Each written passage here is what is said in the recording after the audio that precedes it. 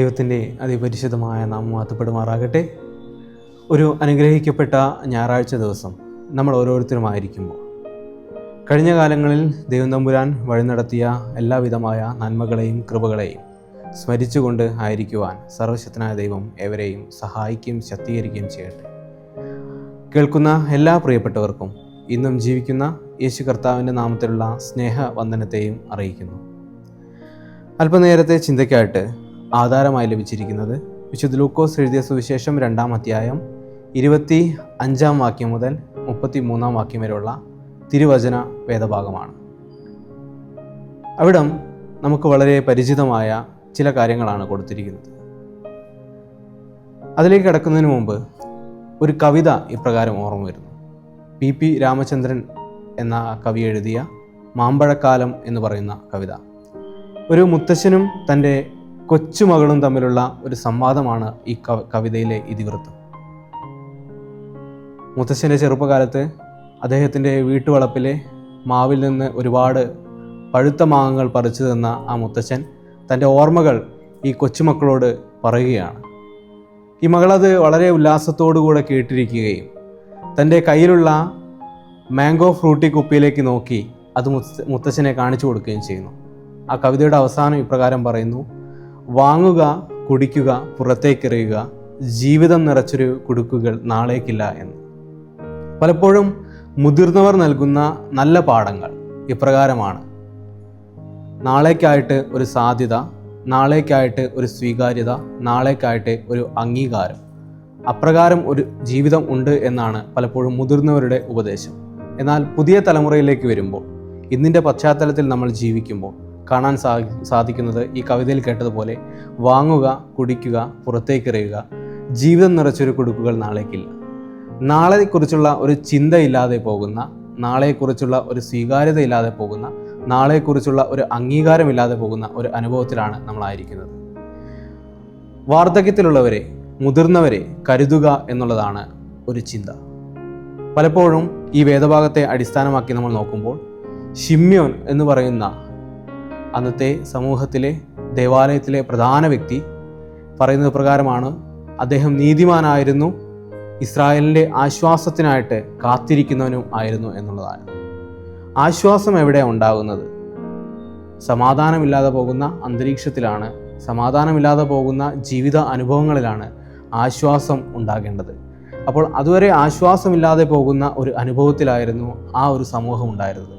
അവിടെ ആശ്വാസത്തിനായിട്ട് കാത്തിരിക്കുന്ന ഒരു പ്രായമായ ഒരു വ്യക്തിയെയാണ് കാണാൻ സാധിക്കുന്നത്. പ്രായത്തെ അംഗീകരിക്കുന്ന, പ്രായത്തെ സ്വീകരിക്കുന്ന ഒരു ദൈവം തമ്പുരാനെ കാണുവാനായിട്ട് സാധിക്കും. എലിസബത്തിൻ്റെ കാര്യം നോക്കുകയാണെന്നുണ്ടെങ്കിൽ അവളുടെ ജീവിതത്തിൻ്റെ പ്രായം ഒരു വലിയ തടസ്സമായിരുന്നു അവൾക്ക് ജീവിതത്തിൽ കണ്ടിരുന്ന വലിയ ഒരു സ്വപ്നത്തെ നേടിയെടുക്കുവാനായിട്ട്. അബ്രഹാമിനെയും സാറായെയും നോക്കുമ്പോൾ അവരുടെ പ്രായം വലിയ ഒരു തടസ്സമായിരുന്നു അവർക്ക് ഒരു സന്തതിയെ ജീവിതത്തിൽ ലഭിക്കുവാനായിട്ട്. പക്ഷേ അവരുടെ പ്രായത്തെ ദൈവം തമ്പുരാൻ അംഗീകരിക്കുകയും മാനിക്കുകയും ചെയ്തു. അതിനൊരു സ്വീകാര്യത അവർക്ക് തന്നെ കൊടുത്തു എന്നുള്ളതാണ്. പലപ്പോഴും ഇന്നത്തെ ലോകത്ത് ദൈവത്തിൽ നിന്ന് സ്വീകാര്യത ലഭിക്കുന്നുണ്ട് എങ്കിലും ദൈവമക്കളായിട്ട് ഇന്നത്തെ ലോകത്ത് ജീവിക്കുന്ന പുതുതലമുറ തങ്ങളുടെ മാതാപിതാക്കൾക്ക് അവർ നൽകുന്ന വചനങ്ങൾക്ക്, അവർ നൽകുന്ന ഉപദേശങ്ങൾക്ക്, നല്ല പാഠങ്ങൾക്ക് സ്വീകാര്യതയും അംഗീകാരവും കൊടുക്കുന്നുണ്ടോ എന്നുള്ളത് ഒരു ചോദ്യചിഹ്നമായിട്ട് നിലകൊള്ളുകയാണ്. നമ്മളൊരു പഴഞ്ചൊല്ല് കേട്ടിട്ടില്ലേ? മൂത്തവർ ചൊല്ലും മുതുനെല്ലിക്ക ആദ്യം കഴിക്കും പിന്നെ മധുരിക്കുമെന്ന്. ചില ഉപദേശങ്ങളൊക്കെ അങ്ങനെയാണ്.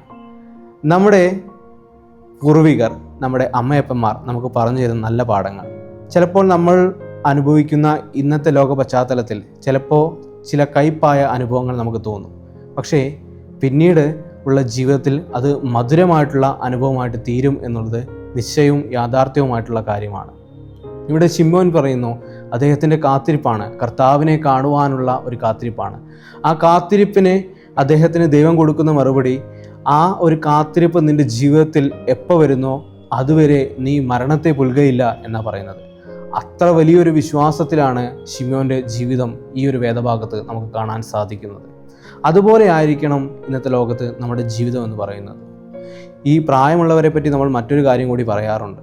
ഇവരെപ്പോഴും കുഞ്ഞുങ്ങളെ പോലെ പെരുമാറുമെന്ന്. എപ്പോഴും ചെറിയ കുട്ടികളെ പോലെയാണ് ഇവർ പെരുമാറുക എന്ന്. അത് വളരെ വലിയൊരു അർത്ഥമുള്ള ഒരു കാര്യമാണ്.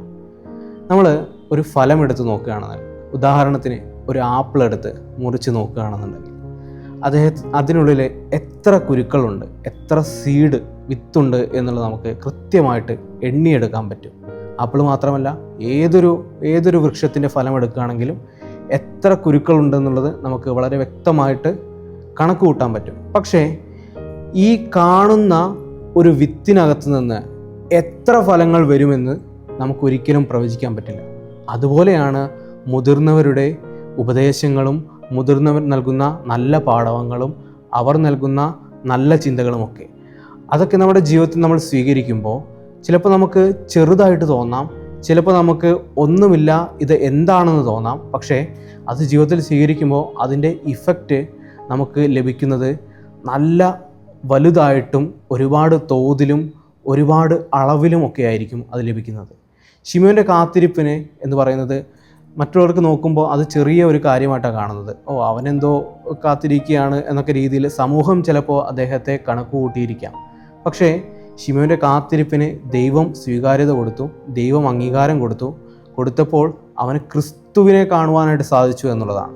ഇന്നത്തെ ലോകത്ത് നമുക്ക് നമ്മുടെ പ്രിയപ്പെട്ടവർ ഉപദേശം നൽകുമ്പോൾ, പ്രിയപ്പെട്ടവർ നമുക്ക് അംഗീകാരം നൽകുമ്പോൾ അതിനൊക്കെ നമ്മൾ തള്ളിക്കളയുന്നുണ്ടോ? സ്വീകരിക്കുന്നുണ്ട് എങ്കിലും ചിലപ്പോഴൊക്കെ നമ്മുടെ സമൂഹം പറയാറുണ്ട്, ഇവൻ എന്ത് തന്തവൈബാണ് എന്ന രീതിയിലൊക്കെ പറയാറുണ്ട്. എങ്കിൽ പോലും സമൂഹം പറയുന്നത് വിട്ടേക്കു, നമ്മളതിനെ സ്വീകരിക്കുമ്പോൾ, നല്ല പാഠങ്ങൾ നമ്മുടെ ജീവിതത്തിൽ നമ്മൾ കൈക്കൊള്ളുമ്പോൾ അത് നമ്മുടെ ജീവിതത്തിൽ മധുരമേറിയ അനുഭവമായിട്ട് തീരുകയും ദൈവത്തിന് സ്വീകാര്യമായ ഒരു സ്ഥലമായിട്ട് തീരുകയുമാണ് ചെയ്യുന്നത്. അത്തരത്തിലുള്ളൊരു ജീവിതമാണ് ഇന്നത്തെ ലോകത്ത് നമ്മൾ ഓരോരുത്തരും നയിക്കുന്നത്. നമ്മൾ കേട്ട കവിത പോലെ നാളേക്കില്ലാത്ത ഒരു അനുഭവമല്ല, നാളേക്ക് കൂടി കരുതുന്ന ഒരു അനുഭവമായിട്ട് ഇന്നത്തെ ലോകത്ത് വിളങ്ങുവാൻ തക്കവണ്ണം നമ്മുടെ മുതിർന്നവരെ മാനിക്കുകയും അവരിൽ നിന്നുള്ള നല്ല മാതൃകകൾ ഉൾക്കൊള്ളുകയുമാണ് ഇന്നത്തെ ലോകത്ത് നമ്മൾ ചെയ്യേണ്ടത്. അതിനായിട്ട് പരിശുദ്ധനായ ദൈവം ഏവരെയും ശക്തീകരിക്കുകയും സഹായിക്കുകയും ചെയ്യട്ടെ. കണ്ണുകളെ അടയ്ക്കാം, പ്രാർത്ഥിക്കാം. ഞങ്ങളെ സ്നേഹിക്കുന്ന വാഴ്ത്തപ്പെട്ട ദൈവമേ, കേൾപ്പിച്ച എളിയ ചിന്തയ്ക്കായിട്ട് നന്ദി പറയുന്നു.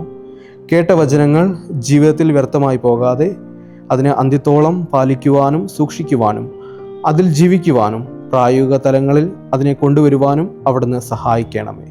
അവിടുത്തെ ആത്മാവിനാൽ നിറയ്ക്കുകയും വഴി നടത്തുകയും ചെയ്യണമേ. പ്രാർത്ഥന കേൾക്കുന്നതിനാൽ സ്തോത്രം. യേശു കർത്താവിൻ്റെ ധന്യമുള്ള നാമത്തിൽ തന്നെ. ആമേൻ.